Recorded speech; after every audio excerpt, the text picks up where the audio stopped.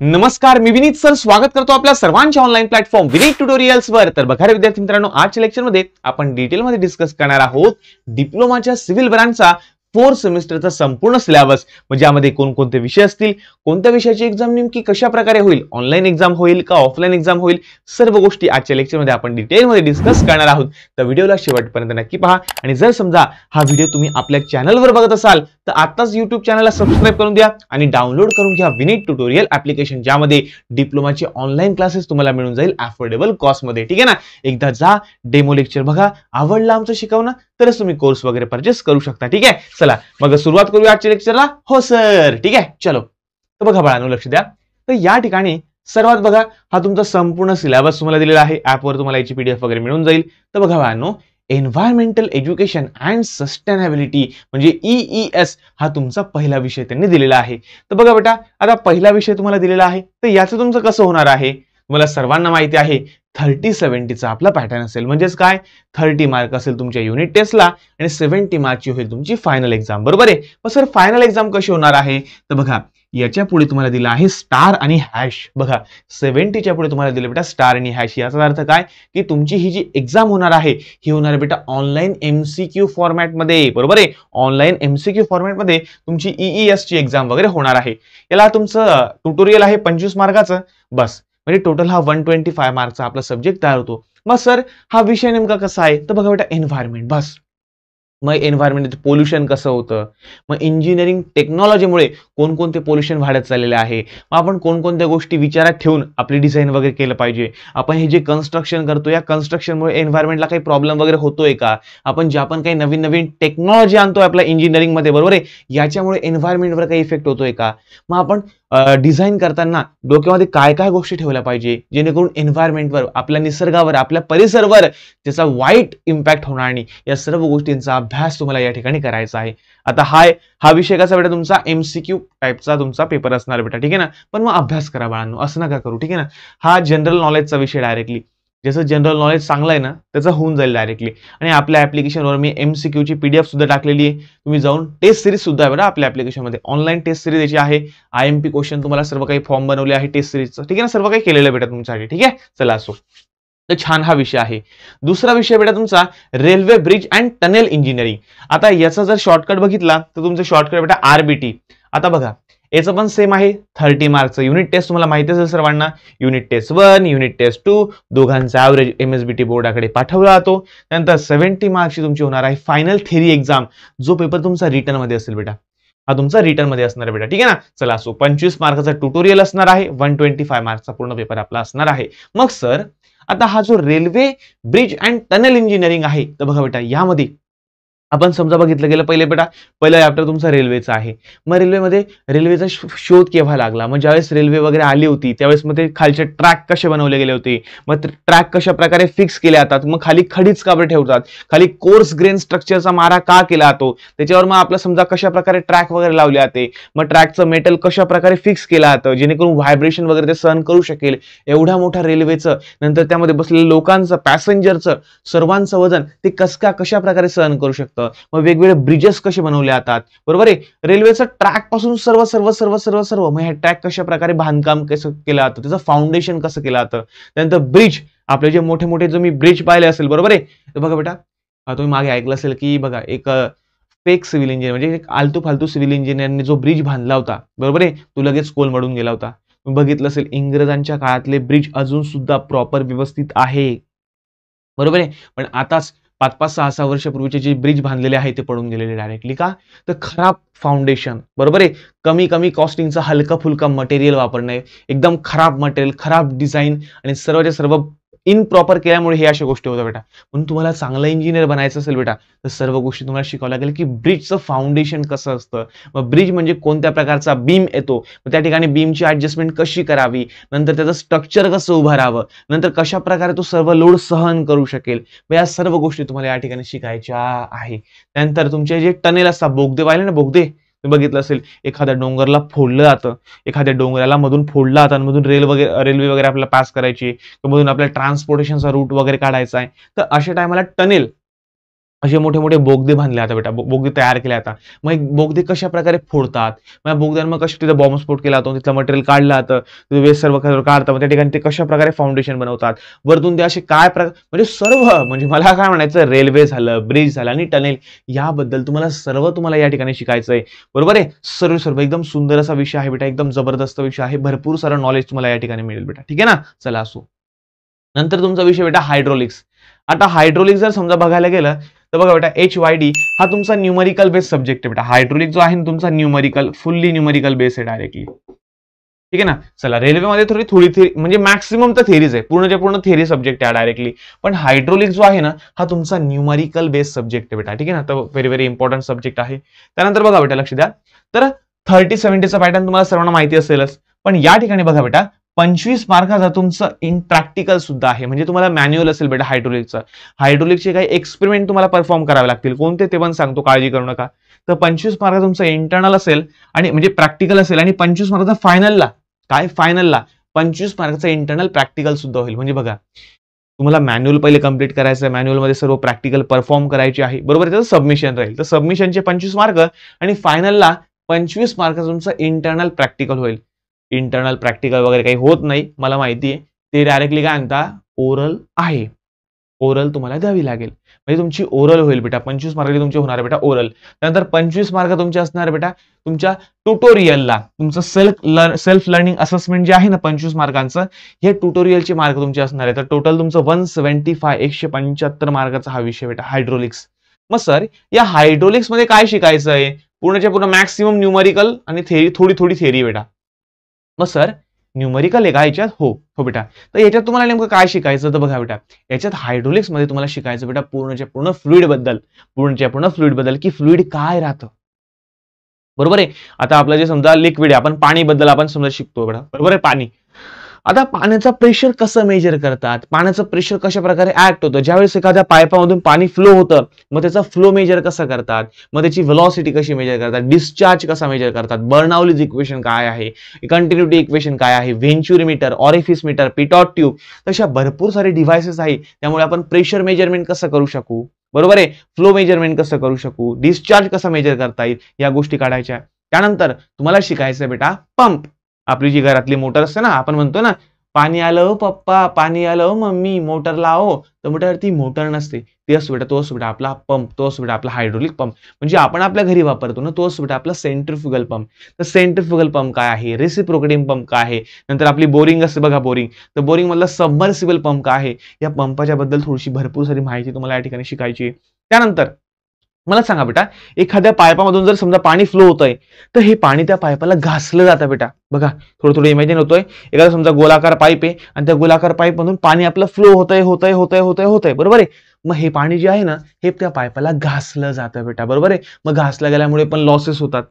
एखाद्या पाईप समजा बेंडा वांडी झाला, पाईप वाकडा तिकडे झाला, तरी बी लॉसेस होतात. जर समजा पाईपचा डायमीटर पहिले मोठा होता, आता छोटा झाला, तरी बी लॉसेस होतात. पहिले छोटा होता, आता मोठा झाला, तरी बी लॉसेस होतात.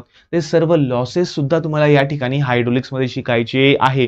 फ्लुइड कायनॅमॅटिक्स म्हणजे फ्लुइड रेस मध्ये कसं बिहेव करतं, मोशन मध्ये कसं बिहेव करतं, त्याची कॅल्क्युलेशन, त्याचे न्यूमरिकल्स, वेगवेगळ्या फ्लुइडच्या प्रॉपर्टीज, सर्व तुम्हाला या हायड्रोलिक्स या विषयामध्ये शिकायचं. एकदम सुंदर असा विषय आहे. ठीक आहे ना.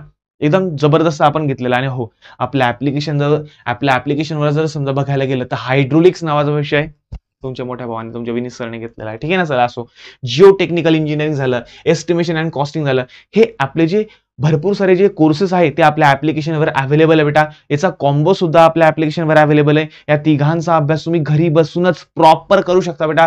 कुठेही तुम्हाला क्लास लावायची गरज पडणार नाही. पहिले सांगतो डायरेक्टली.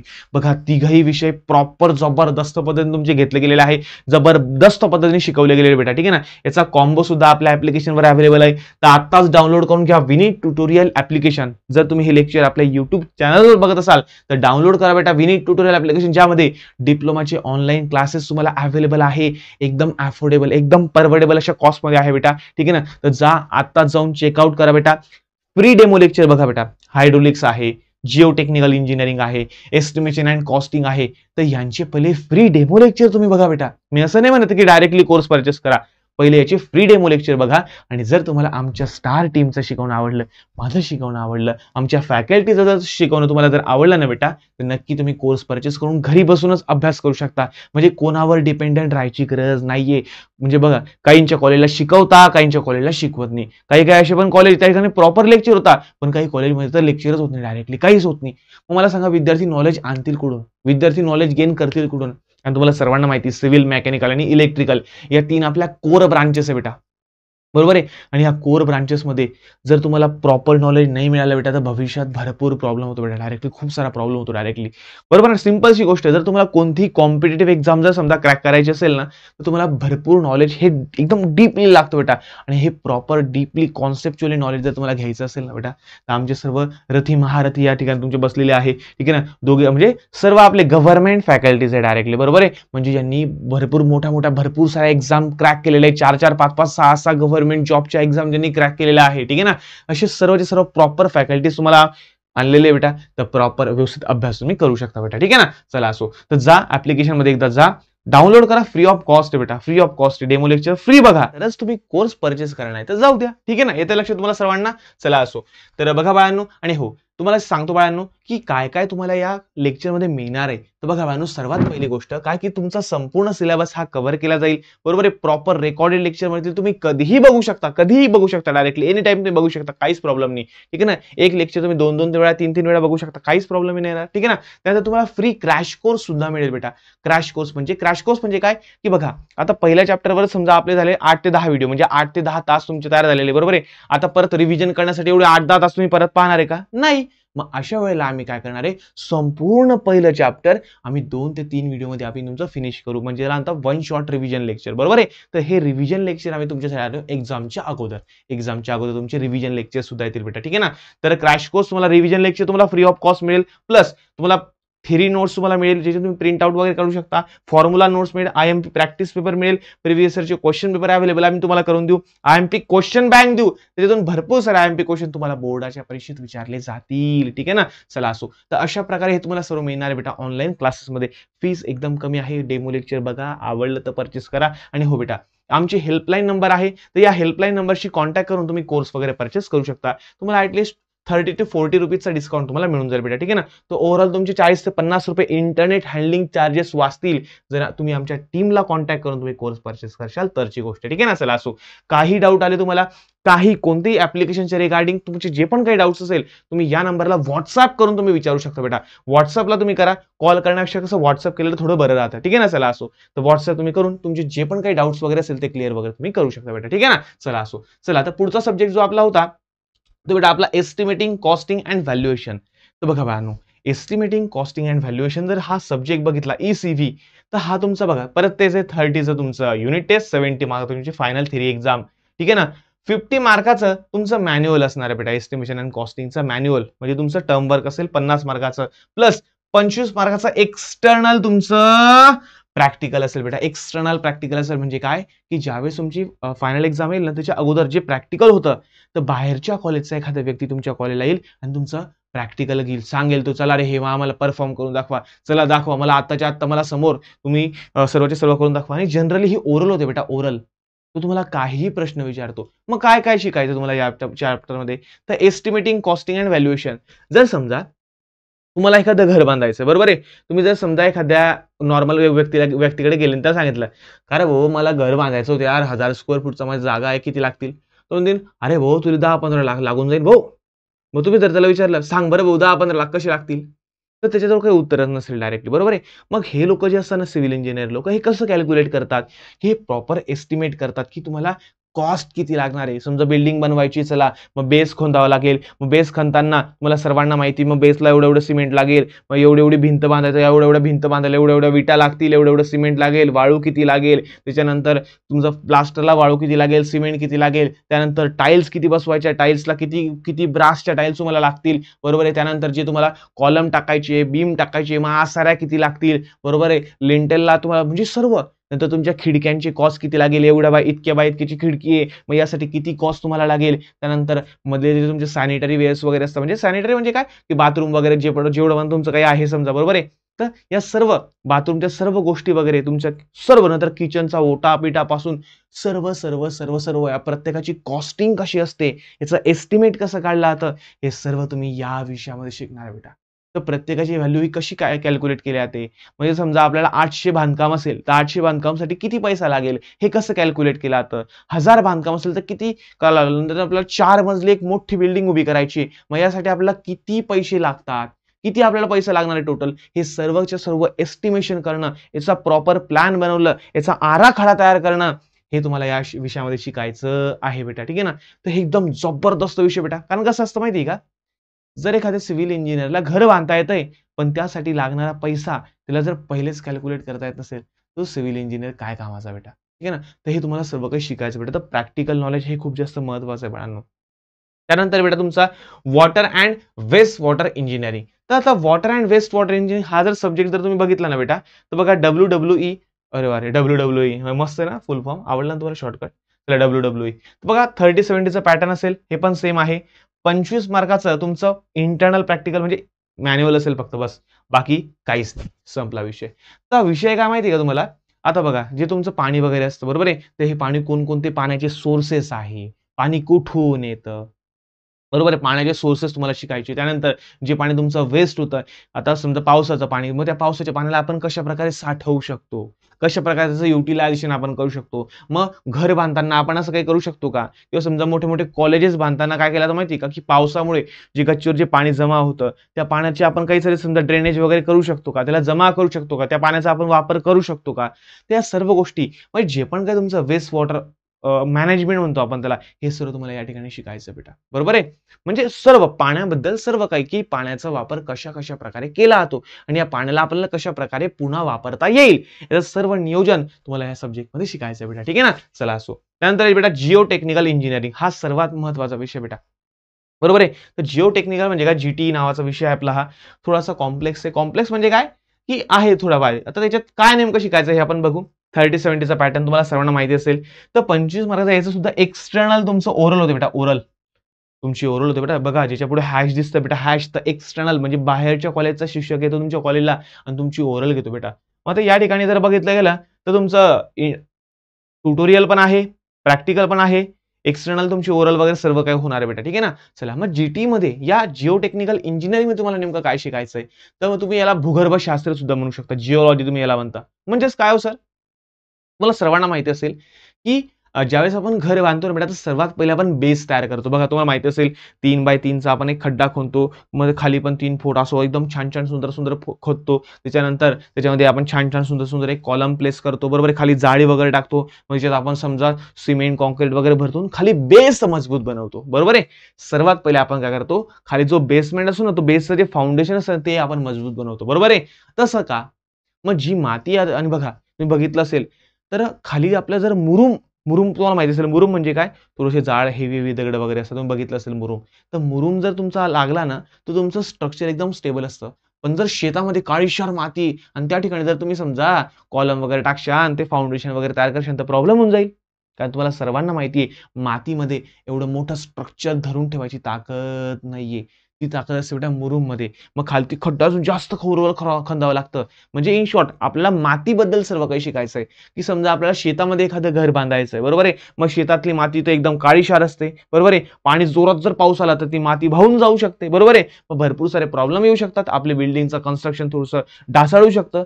तर अशा पद्धतीने आपल्याला त्या मातीचा स्टडी करायचा आहे. या पूर्णच्या पूर्ण जिओ टेक्निकल या सॉइलचा स्टडी करायचा आहे, की माती अशी असेल तर अशा प्रकारे फाउंडेशन करावं लागेल. असं असेल तर तशा प्रकारे फाउंडेशन करावं लागेल. तर या सर्व ठिकाणी तुम्हाला शिकायचं बेटा जिओ टेक्निकल म्हणजे जो सॉइल बद्दल सर्व काही तुम्हाला या विषयामध्ये शिकायचं आहे. तर थोडासा असा कॉम्प्लेक्स विषय, याच्यामध्ये टाइप्स ऑफ सॉइल, माती कशी ओळखायची, फाउंडेशन बेस कसा तयार करतात, सर्व काही बेसवरच आहे. सर्व काही बेसवर यायचं, वरती काहीच नाही. फक्त बेसवर तुमचा सर्व स्टडी बेसचा स्टडी बेटा. तसा संपूर्ण विषय तुमचा असणार आहे बेटा. ते असा सुंदर असा सिलेबस आहे तुमचा 4th सेमेस्टरचा जबरदस्त सिलेबस आहे आणि हा तुम्हाला कामा येणार आहे बेटा इन फ्युचर.